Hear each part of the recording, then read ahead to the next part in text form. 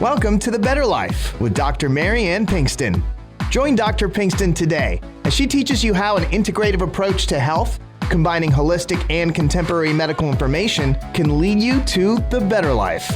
And now, here's your host, Dr. Mariane Pinkston. Hello there, everybody, and welcome to the Better Life with Dr. Pinkston. I am Dr. Mariane Pinkston, a family practice doctor here in San Antonio, but also practice integrative medicine. I'm trying to bring a lot of wonderful topics to San Antonio and the surrounding areas, but also out to YouTube and all the podcasts that I have. And you can find me at drpbetterlife.com for all of those podcasts. And I have had a wonderful sponsor this year in PINNACLE Clinical Research.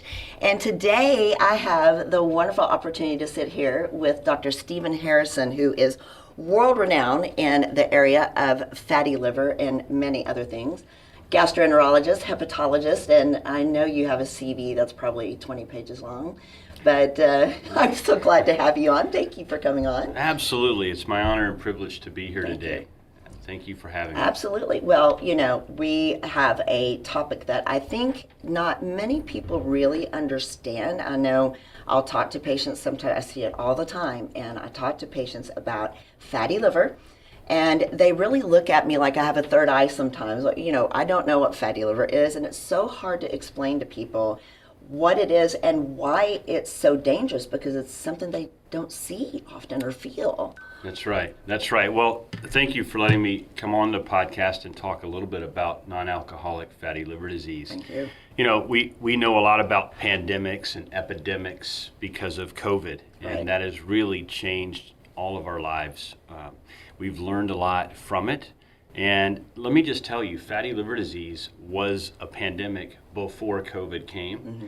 And it's even worse now as a result of the COVID pandemic. Absolutely. I mean, what we've seen is people are less active. You know, the past 2 years, we've stayed in our homes. We've Right. hunkered down. We've been nervous. We maybe have eaten a little bit more. We've watched all the Netflix videos that are out there. Absolutely. And at the end of the day, we've gained more weight. The COVID 30 is what I keep calling it, that's right? right. The freshman 15, we got the COVID 30. The COVID 30. Well, so let me tell you a little bit about fatty liver. So fatty liver disease is it's excess fat in the liver. Now, when we focus on fat, there are two types of fat in the liver. There's alcoholic fatty liver disease, and there's non-alcoholic fatty liver. So for the purposes of this discussion, we're going to set aside the alcoholic Yes. fatty liver and focus on non-alcoholic fatty liver disease. And it's very simple. This is excess energy in our bodies that gets stored in the liver as fat. So think of the canary in the coal mine analogy. Now, a lot of our younger generation Don't doesn't remember that. understand the canary Exactly. in the coal mine, so let me set that up for you. So in West Virginia, the way I understand it, West Virginia coal miners would go down into the mines and they would hit a pocket of carbon monoxide, odorless gas. Next thing you know, they're dead. Right. And so they decided to bring little birds in cages down with them. And if the bird's chirping, they're doing good. They're hammering away at the coal. If the birds, they look over and the bird's not chirping and on its side, they Right. need to get out. Right. And that was the canary in the coal mine of let's get out before something bad happens. In liver disease, fatty liver is the canary in the coal mine for metabolic sensing.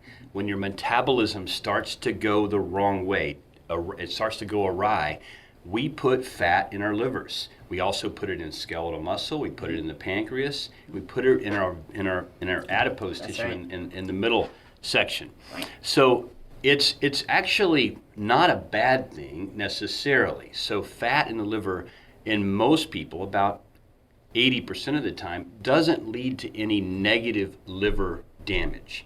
But in about a quarter of our patients, 20 to 25%, that fat in the liver is toxic. We call it lipotoxicity. And that fat toxicity leads to inflammation. Now here's another little story about the liver, and I'll be quiet for a minute. So the liver heals itself just like the skin does. Mm-hmm. The skin gets a cut, it forms a scab. That allows skin cells to grow across the cut. It heals, the scab falls off. Same thing with the liver. You injure the liver for whatever, there's a drug that causes liver injury. You have hepatitis C, hepatitis B, autoimmune hepatitis. Mm-hmm. You drink too much, or maybe just you have diabetes and you're overweight and you're putting too much fat in the liver because of metabolic consequences. What happens is that sets up an inflammatory process. White cells come into the liver, and that stimulates a cell called the stellate cell to lay down a scab. That scab is just like the skin. It allows new hepatocytes, new liver cells to grow, and then the liver, once it's grown, there's no more injury. You're not injuring the liver anymore. It reabsorbs the scar. It doesn't just fall off like our skin. It has to be reabsorbed because it's inside our body. Gotcha. When you have too much injury consistently, Right. it leads to too much scab, too much scar, and you can't heal that, and that leads to liver failure over time. We call that cirrhosis. Right. So a little scar, that's normal. Too much scar, too much injury, Right. over time, it's hard to heal that, and it leads to something called cirrhosis. So how do people get a grasp of that? Most of the time I'm sitting in front of patients trying to explain these things and thinking, well, that's off in the future, or, I don't feel anything, and I'm maybe not that overweight, or, there's a lot of excuses, I think, that people bring in their mind about, it's not so bad. So how do we get that across to patients, just how bad this is? Yeah, it's a great question, and I saw a clinic yesterday, and I'm looking across from a 23-year-old RN, a nurse who should knows, understand, who should know. and I'm saying you have fatty liver, and your liver chemistry tests are elevated, and you need to be doing the necessary steps to help you. And we'll talk about that. And she's like, I know, but I feel fine. Exactly. I feel fine. I don't feel like I don't have pain. I'm not fatigued. I'm not yellow. Right. I feel fine. Right. And I said, it's not what you do today. Right. It's what you do today that affects 20 years from now. Right. It's like starting a person on high blood pressure medicine in their 20s. Right. They have to take a pill every day for the rest of their life, and you tell them it's not going to help you today. Right. It's going to prevent the heart attack and the remodeling that occurs 20 years down the road from having all that high blood pressure. Exactly. And so that's the message we have to deliver. First of all, we have to make the diagnosis. Who is at risk for fatty liver disease? And we know this data because in San Antonio there's been a ton of research that's been done on non-alcoholic fatty liver. Yes. And we can tell you, if you're a diabetic, 70% of patients have fatty liver, 30 to 35% have NASH. NASH is that more aggressive form of fatty liver where there's inflammation, there's scar tissue being laid down, there's scab being laid down in the liver. Right. That's a person that needs attention. We need to address that. Obesity, if your BMI is over 30, 80% have fatty liver, and about, again, 35% have fatty hepatitis or inflammation of the liver. And so we see in our city who most commonly gets that. What is the diagnosis of fatty liver being made? Turns out it's about 50 years of age. Right. So in a population in San Antonio, Texas, that's 50 years of age or older, this is like hashtag real talk. 38% of those people have fatty liver. All comers, 38% have fatty liver. 14% have NASH. That's almost the prevalence of diabetes in this city. Absolutely. It's a significant number. It is. Now, here's a more important, staggering statistic. Of those people that have NASH, 6% of them who felt completely fine had advanced liver disease. So if that doesn't wake you up this morning with your coffee, let's talk about how to diagnose it. Right. You don't have to have elevated liver chemistry tests to have fatty hepatitis. So you just need risk factors. If you have a family history of liver disease due to this, be seen by your doctor and ask, do I have fatty liver? Very simple test to do. It could be an ultrasound. It could be a fancier test called a Fibroscan. Right, which is what you guys do. We Yes, will talk ma'am. about this. Absolutely. Or, just order a set of liver tests as well. So what I would recommend is get an ultrasound or a Fibroscan and get liver chemistry test and just see if you have fatty liver and if you have elevated liver chemistry test. And if you do, there is a plethora, there is a huge number of opportunities in this city alone to be evaluated for fatty liver. I'm not the only guy that can do this. I'm one of the guys that can do this. Yes, absolutely. And so what is the time, you said, about 50 years old, so what is the onset, well, the time from onset maybe to the time where you're in danger and this is irreversible? Because I've always told my patients the liver is a very forgiving organ.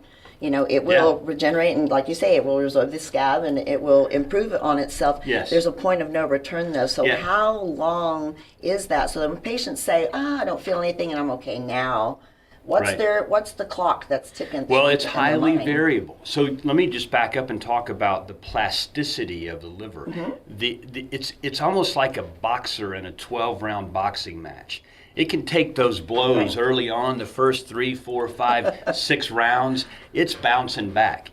As we age and we continually hit the liver with insults, it starts to get a little weary, right? That scar tissue starts to accumulate. It's harder for it to regenerate. And then we begin to see what's happening. We begin to see rises in the liver chemistry test. So those liver enzymes are starting to go up. And we do Fibroscans. We assess the stiffness of the liver, and we see it getting stiffer. The stiffer the liver, the more scar there is. It's almost like, if you have a very healthy liver and it has fat in it, you can almost put your finger through the liver. But by the time it gets all that scar, it's harder. It's as hard as this table. It's rock solid. And at that point, the liver, you can imagine, it's not going to work well. The liver is an amazing organ, and I probably should have started with this. I got into hepatology because, I wanted to be a part of something, investigate something, help people with a problem that has an organ that does so many different things. So the liver, it does it all. It cleans the body of all the toxins. It makes protein. It makes clotting factors. It makes glucose. It makes cholesterol. It does all of these things. But you can imagine if you fill it full of scab and scar tissue, it's not going to work as well. And so early on, when you're in your 20s, we see fatty liver beginning to develop. Now, in some people, I have patients that are 19 years old that have cirrhosis. I mean, they progress rapidly. We don't fully understand all of the risk factors for rapid progression, but we know that diabetes is the biggest one. Diabetes, obesity, and then there's a genetic component. So here's another important point for our audience today. We live in a Hispanic population. We know that Hispanics are enriched for a single nucleotide polymorphism or a gene mutation that confers fatty liver. So this lady, this RN I was talking to, she's a skinny gal. Her BMI was 23. She's thin, but she has fatty liver.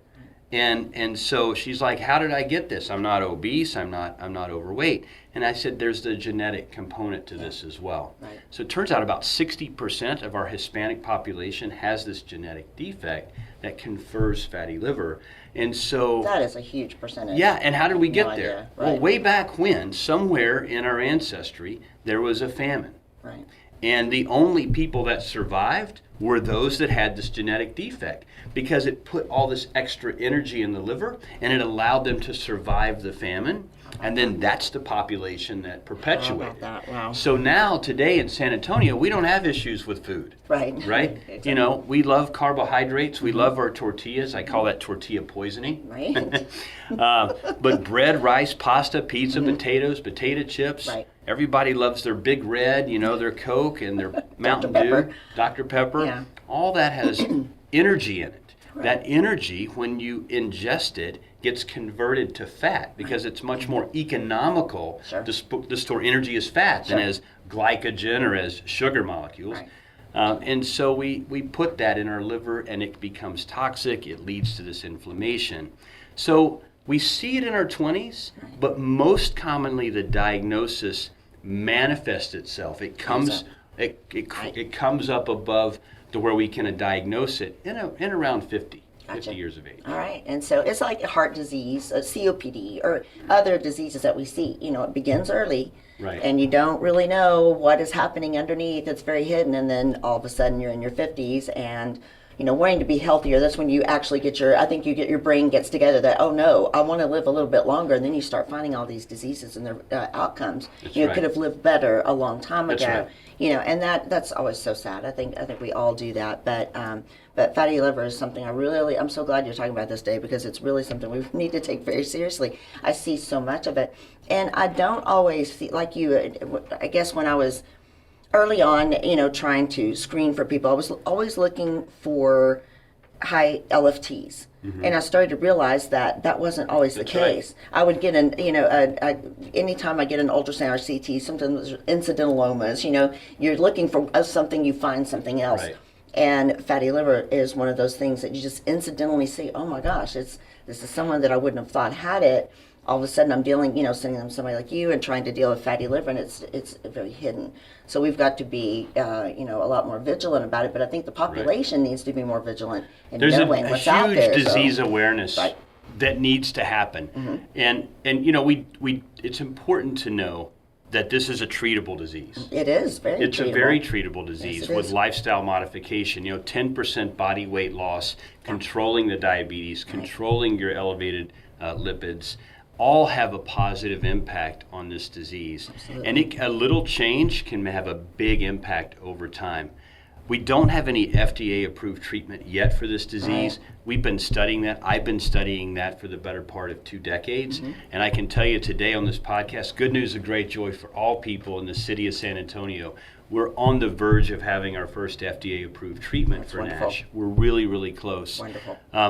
But now we got to talk about diagnosis. Right. Absolutely. If you were concerned about fatty liver, how do we find that? Right. You know, is there a simple tool that we can do to give you a yes/no answer? Absolutely. And there is. There is. But we're going to have to do that probably on the flip side of our break, because we're about to get into a big topic. And I want everybody to come back and hear about this, because this is the meat and potatoes, which is so awesome. I'm so happy to have this. But yeah, I told you that 20 minutes goes fast, that 17 minutes goes fast. So I do want to let everybody know, though, that you can find out a ton of information on getting, we're going to talk about the Fibroscan, and you'll be able to get a ton of information on that. We're going to have some phone numbers for you when we come back in a moment. You can also go to drpbetterlife.com, where I have Pinnacle and Dr. Harrison highlighted, and you can find all of this information. But we will take a short break and come back and open it up and get great. Yeah, exactly. Thank you. Be right back.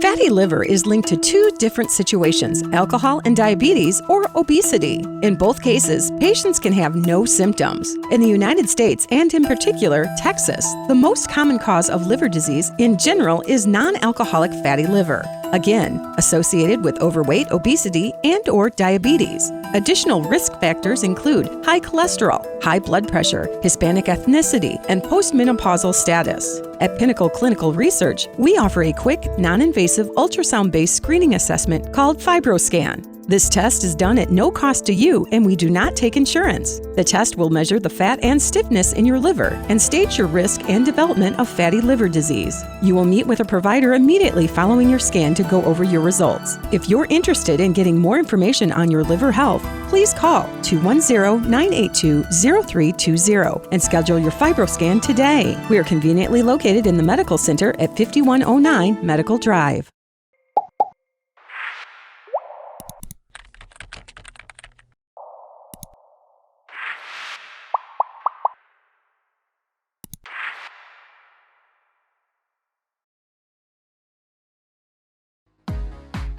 Hey, welcome back. It's Dr. Mariane Pinkston here with Dr. Stephen Harrison, who has been so wonderful to sit and talk with us today about fatty liver, which is a growing concern. And we were really trying to highlight that growing concern, because I think it's a hidden disease. So how do you find it? And I wanted you to talk about Fibroscan. Sure. Well, you know, there are decent number of non-invasive tests that are out there to help us diagnose fatty liver, and more particularly what I call the at-risk fatty liver population, that 20 to 25% of patients with fatty liver that are at greatest risk of progression to cirrhosis and its inherent consequences of decompensation and so forth. So yeah, there is a relatively new device called a Fibroscan. Now this uses ultrasound-based technology, what we call shear wave elastography. So it's simple, it's non-invasive, Painless. It painless, takes about 10 minutes to do. Yeah. And essentially we put a probe over the right part of the abdomen, over the liver, and you push a little button, there's a little bitty bump, and it sends a wave into the liver, and we measure how long it takes to come back. And that is associated with the stiffness of the liver. Stiffness is associated with scarring or fibrosis in the liver. So the higher the score, the higher the stiffness, and at a certain threshold, we worry about maybe you've got some significant underlying fatty liver, and at that point we want to do more testing for you to try to hone in on exactly what's going on. Gotcha. But here's the good news about that test. It really has what we call a high negative predictive value. It can tell us with a high degree of certainty if you do not have a problem. So a negative is a negative, and you're good. That's right. Positive is questionable. We just need to look into it further. Exactly. Gotcha. Yeah, if you have a negative test, you walk out of there high-fiving your buddy. Doesn't mean you need to go down to the local, and get into a taco burger shop and all and that. just That's right. Yeah. jump on some tortillas. But it does mean that, today, even if you have fat in your liver, if you don't have a high stiffness score, that you've got time on your side.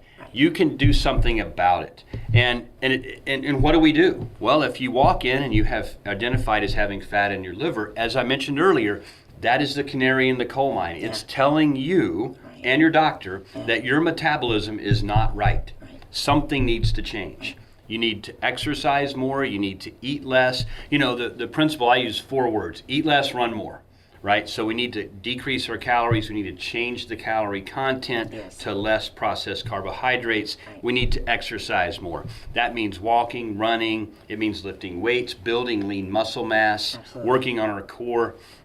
That can happen. And interestingly, we can use that Fibroscan as a follow-up exam to tell you if you've resolved your fatty liver. So if you've gotten rid of your fatty liver, now you know your metabolism is improved and you're better. And you've reduced your risk for diabetes, for heart disease, for stroke. And everything else, right? Everything else. It all That's comes right. down to the same old story: eat right, exercise, take care of yourself, and and that's the same. I think that's how I end every single show, is with that basis. And I don't know that we can ever really truly get people to finally do that.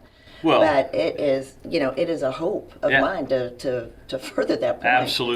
Absolutely. Now, on that vein, hope is not a strategy. Right. So we're going to have to look beyond hope, Exactly. and that's pharmacotherapy, and that's what's coming. So if you have a positive Fibroscan, meaning there might be something going on, we need to do a little bit more workup on you. And that's where we bring in some of our MRI technology that we have in this city, where we can really get after down to the single digit, how much fat's in your liver, how much scars in your liver, how much inflammation is in your liver. And if you're at a certain point, then those are the people we say you might want to consider research. You might want to consider being involved in one of the developmental programs we have to find a cure for this disease. Absolutely. And again, like I mentioned earlier, we're on the cusp of having our first approved therapy, but there's so many other much more to drugs do. and pharmacotherapies in development that could be life-changing for you. And it's wonderful you can get involved and you can help, change That's right. the lives of not somebody only you, down the road. but other people, somebody else. family members. It's Absolutely, amazing how somebody many else, so. people come in that Absolutely. are like, I didn't know I had this. You know what? I have 5 brothers and sisters. Are they at risk for this too? Exactly. Oh, And so- potentially. right. Why don't we get them in and take a look? Absolutely. So Yeah. incredibly important. So I want to give a few numbers for people to be able to find you guys. Of course, there's an internet site too, and that is pinnacleresearch.com. So it's PINNACLE research.com. But the phone numbers that you guys have, you're in Austin and San Antonio. So in Austin, it's 512-601-5788.